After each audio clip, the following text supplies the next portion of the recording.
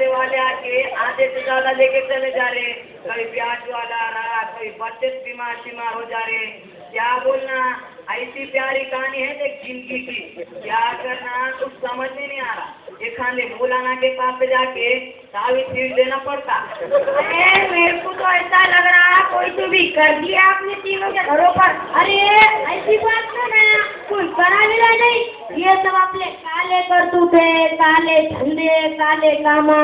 कभी हमको नमाज नहीं मालूम, रोजा नहीं मालूम, इबादत नहीं मालूम, अंसाई की बरकत आने वाली घरों में परेशान नहीं होंगे तो बस रे बापू बस, पढ़ते ना रे बापू नमाज, जुम्मा को जुम्मा उनके दुकान से काम नहीं चल जाते। एक दिन में 5 वक्त जाना पड़ता कहते मस्जिद में ना खाली जुम्मा को जुम्मा डाला हो क्या, और जुम्मा को जुम्मा डाले तो भी एक दूसरे का लेके उठक पटक मार रहे।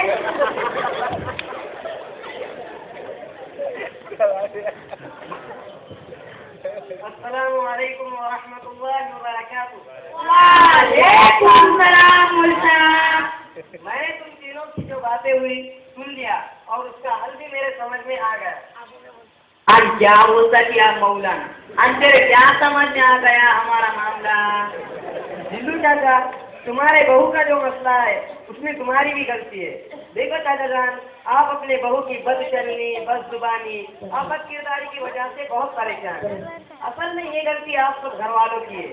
दीन इस्लाम ने हमारे बेटा बेटियों के शादी के मौके पर जो रहनुमाई की है उससे हम फायदा नहीं उठाते, सिर्फ माल और खूबसूरती को देखकर रिश्ते करते हैं, जिसकी बुनियाद पर हमारे घर जहन्नम से भी बदतर बन जाते हैं। इसीलिए हुजूर सल्लल्लाहु अलैहि वसल्लम का फरमान है कि जब तुम अपने बेटों के लिए लड़कियां तलाश करो और अपने बेटियों के लिए लड़के तलाश करो तो सबसे पहले दीनदारी को तरजीह दो, क्योंकि इसी में सबके लिए चैन और सुकून और आफियत छुपी हुई है। बप्पा मुल्का, सही बोल रहे तुम। ये तो बात है, मैंने बहुत राकर उसके 40 एकड़ खेत और उसके माल को तो देके करा था, लेकिन अब उसका क्या करना हो, जान दो, जो हो गया। अब क्या करना ये बताओ। अब आपके लिए एक हल है कि आप अपने बेटे और बहू को 3-3 दिन मस्तूरात की जमात में भेजो। इंशाअल्लाह धीरे धीरे तब्दीलियां आ जाएंगी जिसके आप मुंतजिर हैं और आपका घर जन्नत बन जाएगा। बाबा मुल्ता, मेरे को नहीं मालूम था कि तुम इतने होशियार होंगे। तुमने जिले के बहू के बारे में कितना सच्चा बताए हो। मेरे छोकरे के बारे में तुम्हारे दिमाग में कुछ होगा तो बताओ। कैसी तुमको मेरे बाल बच्चों की दुआ लगेगी और मेरी जिंदगी बन जाएगी। पहले तो लज्जा चाचा आप ये बताओ कि आपके बेटे की उम्र क्या है और उसकी शादी वगैरह हुई या नहीं। उसकी देखो 28 से 30 साल की उम्र पकड़ लो और तुम पूछ रहे शादी हुई क्या नहीं। उसकी क्या शादी की उम्र है क्या जी। कमाई अभी तो पाँव पे खड़े से नहीं हुआ वो, कमाई न धमाई नूर का जवाई। लज्जा चाचा ये गलतियाँ हमारी खुद की हुई है, जिसकी सजाएं आज हम खुद भुगत रहे हैं। माँ बाप को अपनी औलाद की तरबियत बचपन ही से ऐसी करनी चाहिए जिसका हुक्म हमें तालीमात इस्लामिया के जरिए मिला है। बच्चों और बच्चियों की तरबियत अगर इस्लामी नहज पर हो तो ये तकलीफें सामने नहीं आती। घरों में दीनी माहौल हो और बड़ों की सोच और फिक्र सही हो तो उसका असर भी बच्चों के ज़हनी इर्तिफा पर पड़ता है।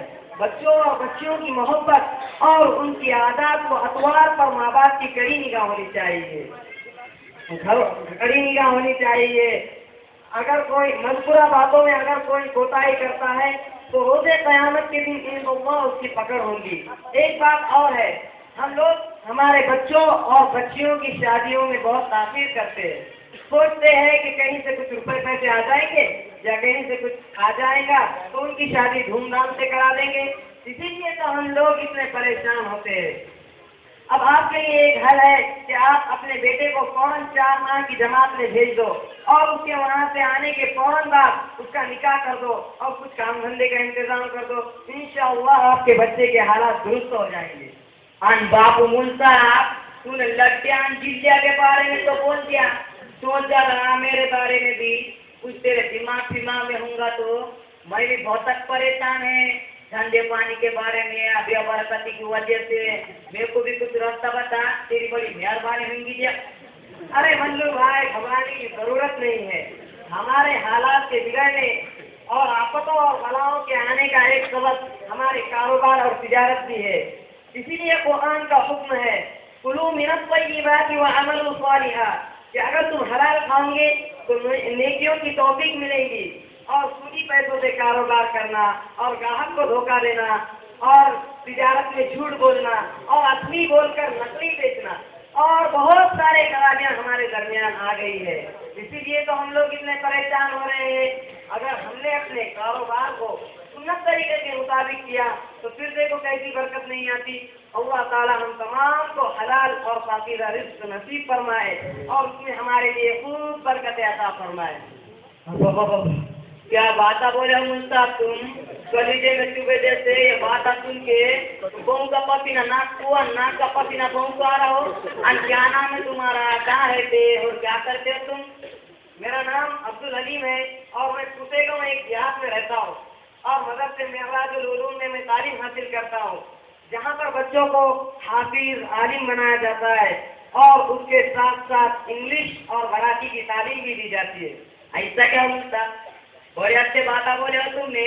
आज मेरे भी तो छोकरा को जाने का हो मदरसे में, बहुत नाच में जम कर देना हो कोट्टा दो ने लोग के पूरे नदिया नाले खंगाल के निकाल दिए। झगड़े का पैसा चौक है, इसको मार उसको मार, नंबर 1 पे टुकारे बेटे डाल देता मदरसे में। तुम बोल रहे ना बादशाह पढ़ाते वहाँ गलत डालता नहीं, कल नहीं, आप अपने बच्चों को बाद रमजान के 10 शव्वाल में लेकर आ जाओ, इंशाअल्लाह आपके बच्चों का दाखिला हो जाएगा। कौन सा मदरसा है वो? कहाँ रहते हैं? अच्छा पढ़ाते कहते ना, इसको भी डालने का। वो मदरसा पेंशन पूरा हिंगोली में है। अब मैं चलता हूँ क्योंकि मेरे मदरसे का वक्त करीब है। अस्सलाम वालेकुम। देख रहे भाई, मल्लू लड्डिया, अपन तीनों मिलके तेरे मेरे पोतालों को डाल देंगे मदरसे में। कौन सा सिंहपुरे का मदरसा है तो मौलवी साहब ने कौन सी जमात बोले ना तो उसमें मेरे बेटे को भी भेजेगा रे भाई। बाबा रमजान में तेरी धूमधाम से रोजा खुली कर देता, 2 जोड़े खमीस पैजामे के बनाता, तू भी चल जाओ पढ़ने को। चलो रे चलो, काम धंधे करो, नमाज गिमाज पढ़ो कल से।